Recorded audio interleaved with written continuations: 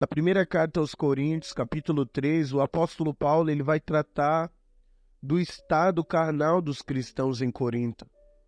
E Paulo ele começa essa carta dizendo no versículo 1: Irmãos, não vos pude falar como a espirituais, mas como a carnais, como a meninos em Cristo.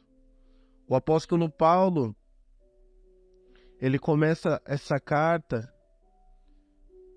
expressando o seu amor para com os irmãos e identificando eles, chamando-os de irmãos, que são companheiros em Cristo. Mas Paulo ele diz: eu não vos pude falar como espirituais, mas como carnais. Os cristãos em Corinto, Paulo, quando escreve essa carta, ele não pôde falar com eles como a pessoas cheias do Espírito Santo de Deus, mas como pessoas carnais. Embora eles fossem pessoas convertidas, eram pessoas carnais, pessoas que ainda tinham no seu modo de pensar e agir a carnalidade, aquela velha natureza pecaminosa. E Paulo fala que nesse estado ao qual eles ainda permaneciam, Paulo não pôde falar com eles como a pessoas espirituais, porque tanto no seu agir como no seu modo de pensar, eles ainda eram carnais. Paulo diz a eles como a meninos em Cristo. Paulo ele mostra a imaturidade dos coríntios, mostrando que essa carnalidade era fruto da imaturidade espiritual, pois eles ainda não haviam crescido em Cristo Jesus. E para um cristão ele permanecer na imaturidade cristã, na imaturidade espiritual ou na imaturidade da fé, isso decorre de algo muito importante. São aquelas pessoas que elas ouvem a palavra de Deus e não praticam.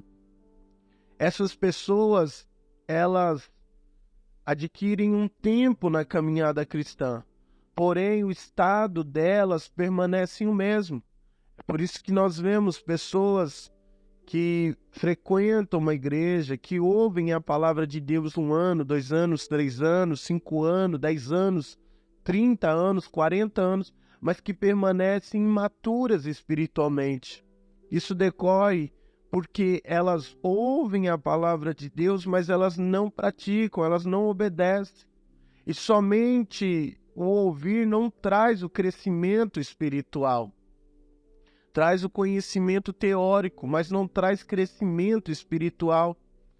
Por isso são pessoas que muitas das vezes têm muitos anos na fé, porém são ainda imaturas espiritualmente. São meninos ou meninas em Cristo Jesus. Ainda são pessoas rebeldes, são pessoas desobedientes a Deus. São pessoas que agem pelo impulso, são pessoas desequilibradas. Somente aqueles que ouvem a palavra de Deus e a obedecem, esses crescem espiritualmente. E Paulo diz aqui no versículo 2: com leite vos criei, não com manjar, porque ainda não podeis, tampouco agora podeis. O apóstolo Paulo fala que ele criou os irmãos no começo da fé com leite. Aqui nós vemos que ele não pôde criar eles com manjar, mas sim com leite. O leite é aquela pregação do evangelho, é o ide de Cristo, né? O leite é somente crianças, né? É um alimento somente para crianças, porque o corpo da criança é um corpo delicado. Você não pode dar um alimento sólido para a criança, porque senão você mata ela. E Paulo, ele ele traz o leite, né, para os coríntios, né? Ele diz que ele os alimentou com leite, né? Ele os criou com leite. Para uma criança é o alimento certo. O leite, portanto, ele é um símbolo do simples, da simplicidade do evangelho aos pecadores. É o ide que Cristo nos ensinou. Mas o manjar é um alimento sólido.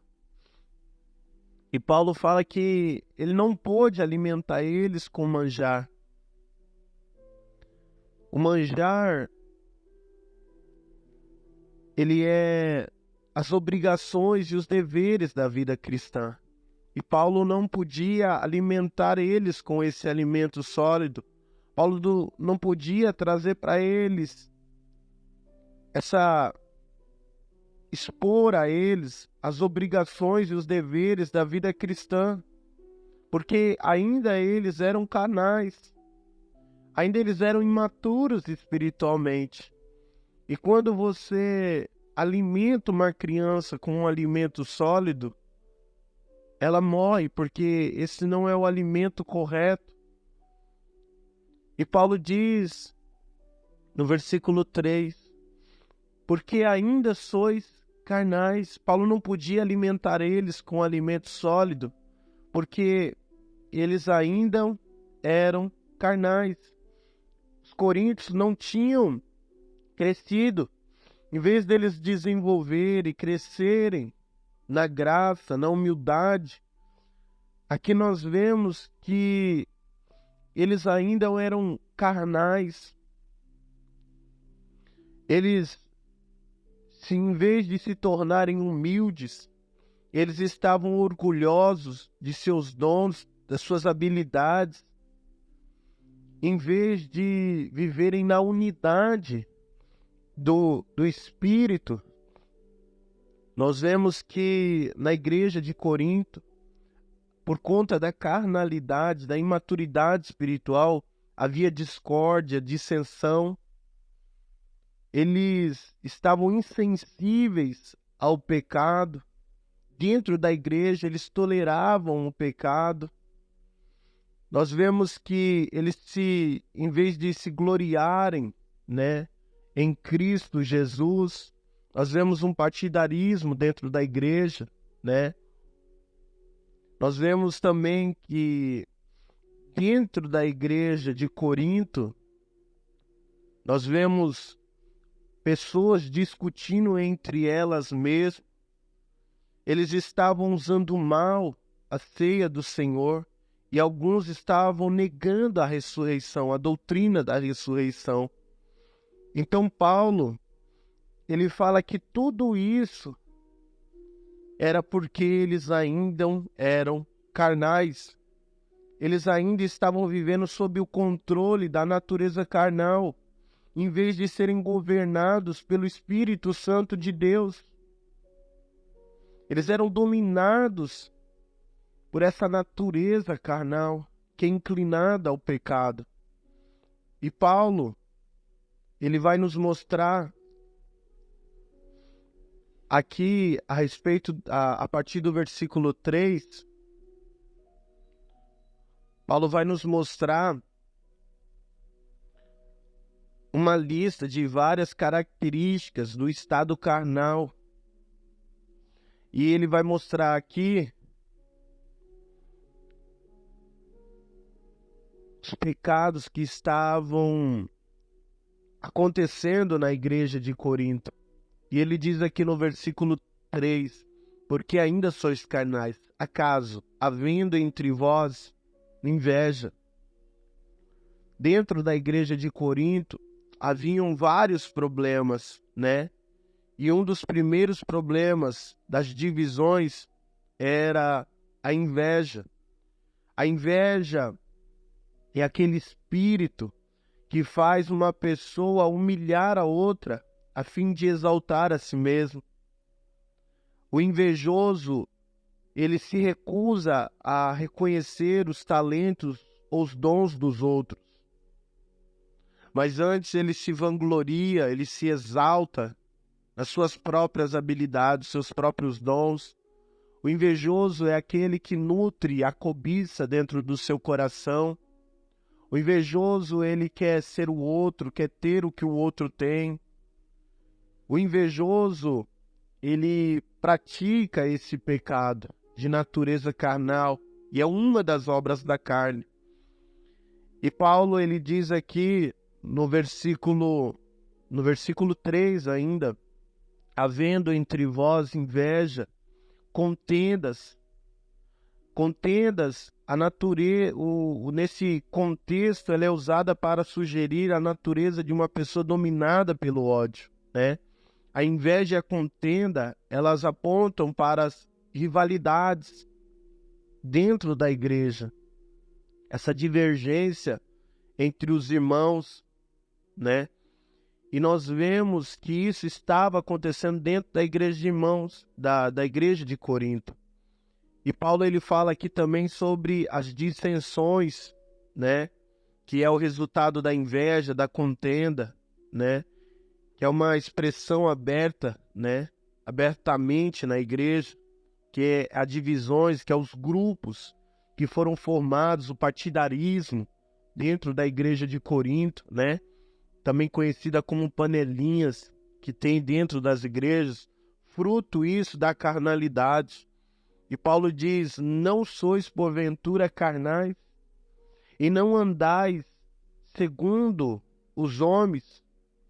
Aqui Paulo, ele mostra que eles estavam vivendo como pessoas que nunca haviam experimentado a graça de Deus.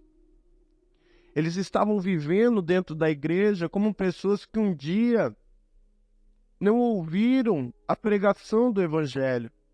Pessoas que não conheceram a Deus, eles estavam vivendo dessa mesma forma. E Paulo, ele diz aqui no versículo 4, dizendo eu sou de Paulo, e o outro, eu sou de Apolo. Porventura, não sois carnais? Paulo mostra que tais atitudes eram de pessoas carnais, porque eles estavam exaltando a personalidade humana. E quando há essa exaltação, é onde ocorrem as divisões. Eles estavam exaltando o culto à personalidade, criando grupos dentro da igreja, criando panelas dentro da igreja. Havia um grupo de pessoas que prestavam culto a Paulo, outros prestavam culto a Apolo, outros... Então nós vemos dentro da igreja esse partidarismo. Mas tudo isso por conta de uma mentalidade mundana, né? De uma natureza carnal.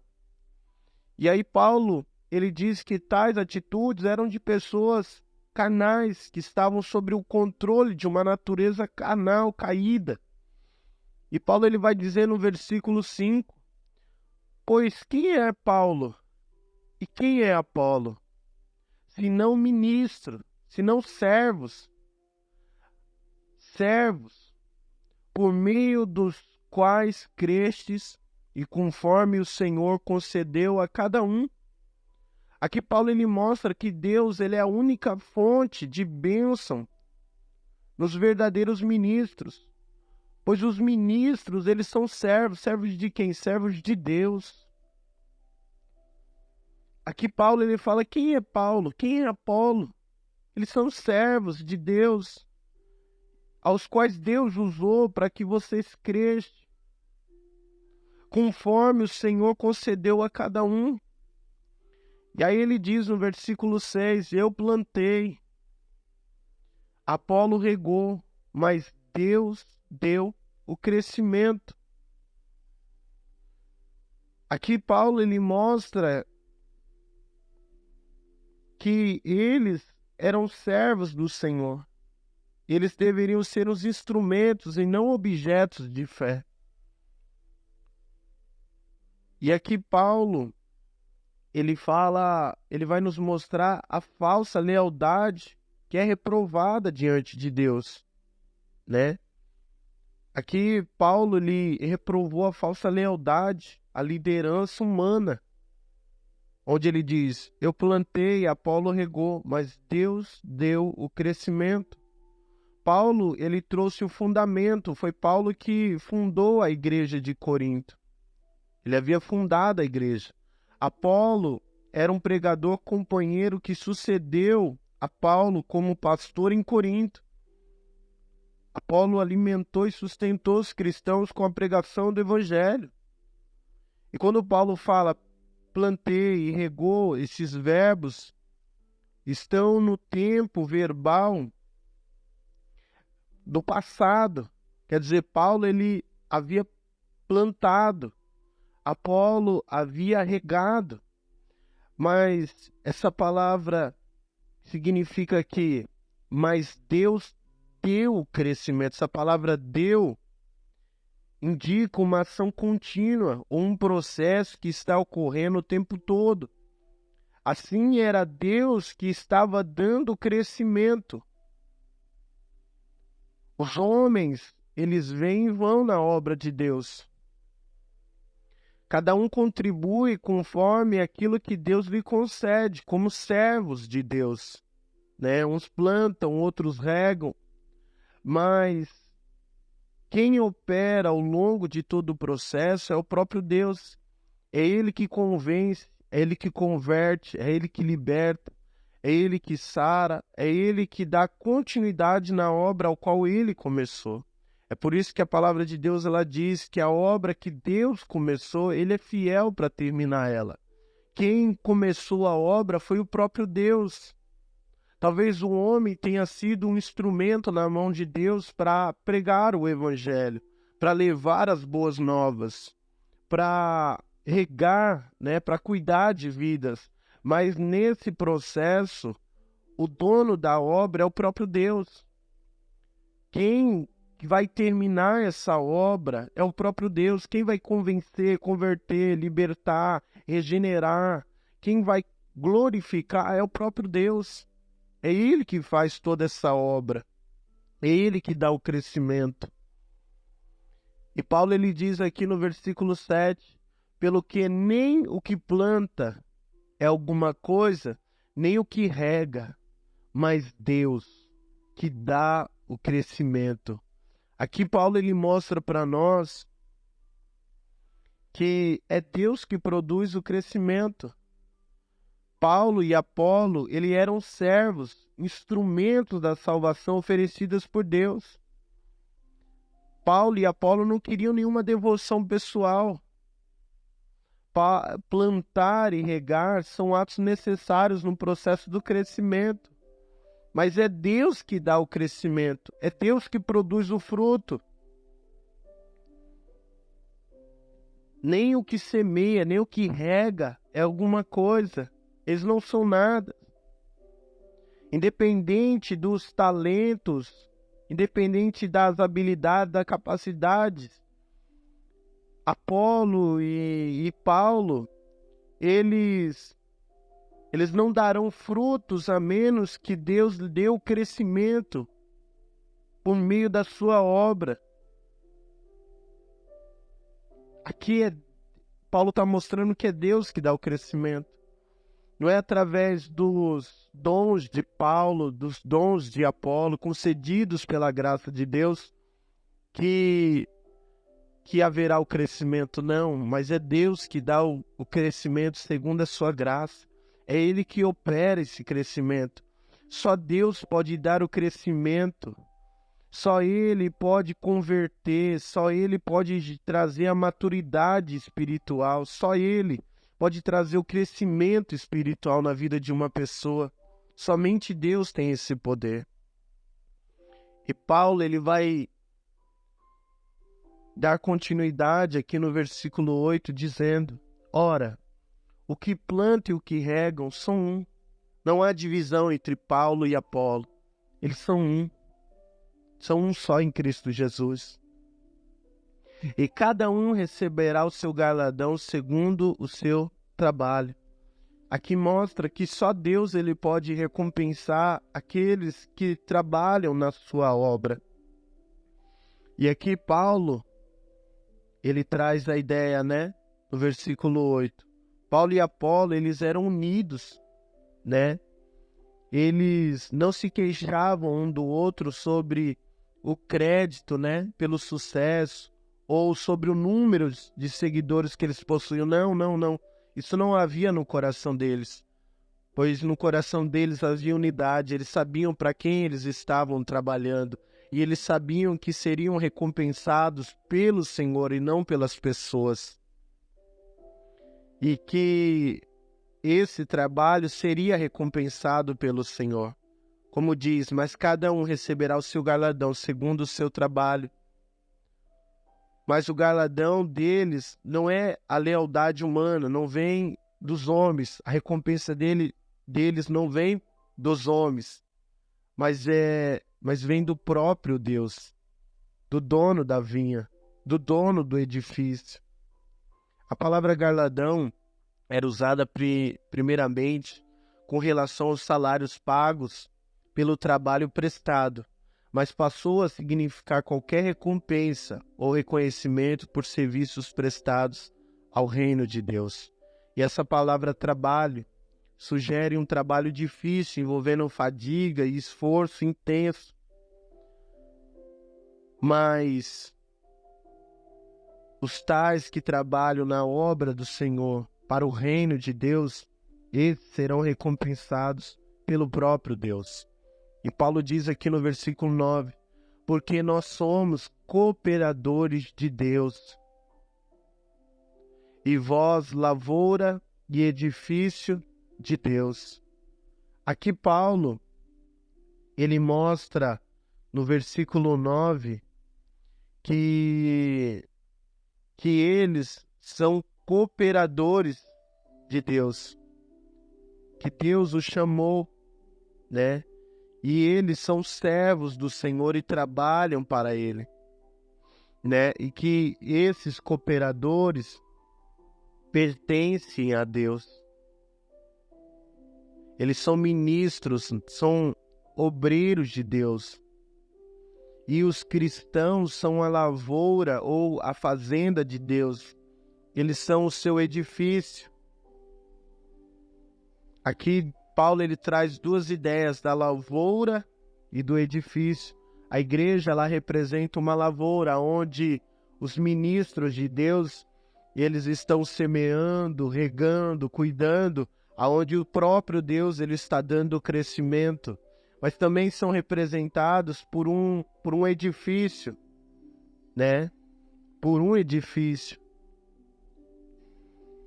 Aqui Paulo traz a ideia do edifício, né? Que é como um edifício num período de construção, né? Um edifício que está sendo edificado. Tanto a lavoura como a ideia do edifício representa a igreja do Senhor, aonde os seus ministros, seus cooperadores, eles não é eles que estão fazendo a obra. Quem está fazendo a obra é o próprio Deus. Porém, eles estão cooperando com a obra que Deus está fazendo, seja na sua lavoura, seja no seu edifício. Amém?